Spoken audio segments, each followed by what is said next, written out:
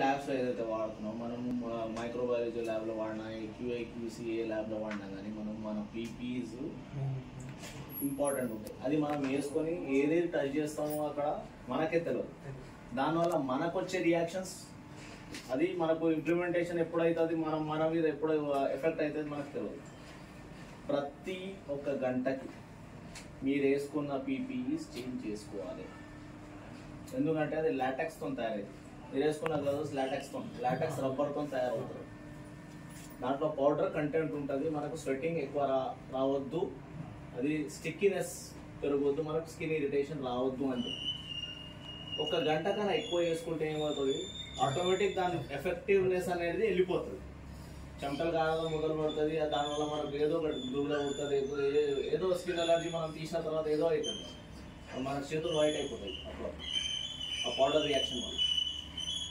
Bio hazard wastage కంటెంట్స్లో మనం ఇది segregate చేసి వేయాలి. మీరు వేసుకున్న పీపీ సూట్ ఉన్నా కానీ, మాస్క్ ఉన్నా కానీ, షవర్ క్యాప్స్ ఉన్నా కానీ, గ్లౌజెస్ ఉన్నా కానీ, మనం షూలకి గిడంగా వేసుకుంటాం షూ కవర్స్, అవన్నీ బయో హజార్డ్ వేస్టేజ్. దానిలో 2 రకాలు ఉంటాయి, ఒకటి ఎల్లో, ఒకటి రెడ్. యూనివర్సల్ కోడ్ చెప్తున్నాం ఇక్కడ సైడ్ ప్రకారంగా, అది it my differ. Universal code ఒకటి ఎల్లో, ఒకటి రెడ్. రెడ్ మనం బాడీ ఫ్లూయిడ్ కోసమే యూజ్ చేస్తాం. బాడీ ఆర్గన్స్ కానీ, బాడీ ఫ్లూయిడ్, బ్లడ్ ఉన్నది, వామిటింగ్ ఉన్నది, మన బాడీలోకి వెళ్ళి వచ్చే ప్రతి దానికి ఏదైతే బయటికి వస్తుందో అది హానికరమైనది. అది మనము డైరెక్ట్గా టచ్ చేయొద్దు. మనం proper PPs without any PP మనం దాని దగ్గరికి పోవద్దు.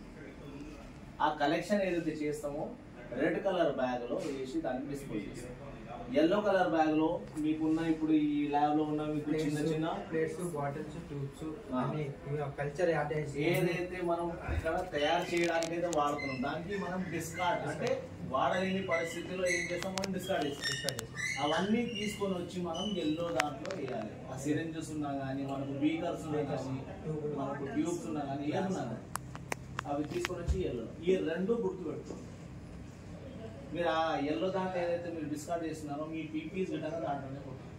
స్పెషల్లీ మీరు హ్యూమన్ ఫ్లూయిడ్స్ ఏదైతే హ్యాండిల్ చేస్తున్నారో ఆ రెడ్ కలర్ దాంట్లోనే మీ పీపీ మొత్తం ఇప్పేసి దాంట్లోనే వేయాలి.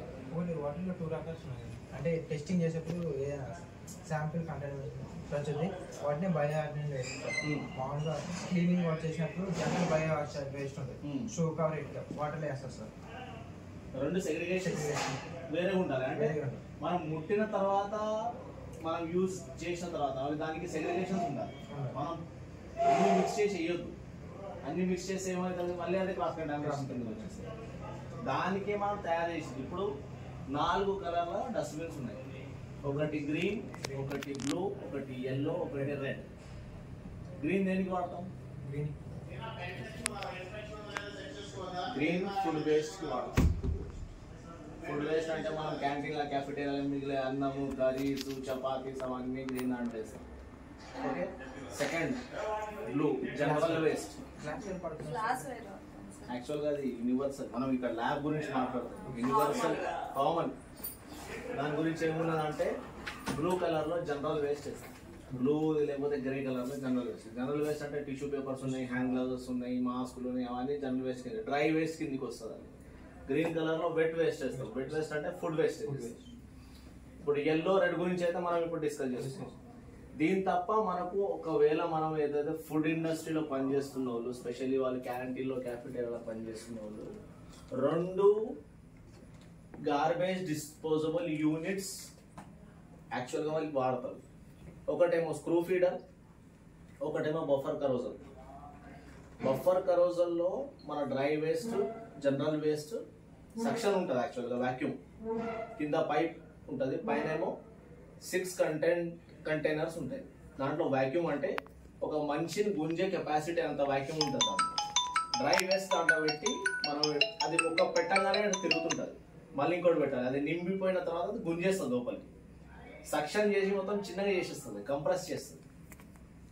బఫర్ కరోజల్ అది.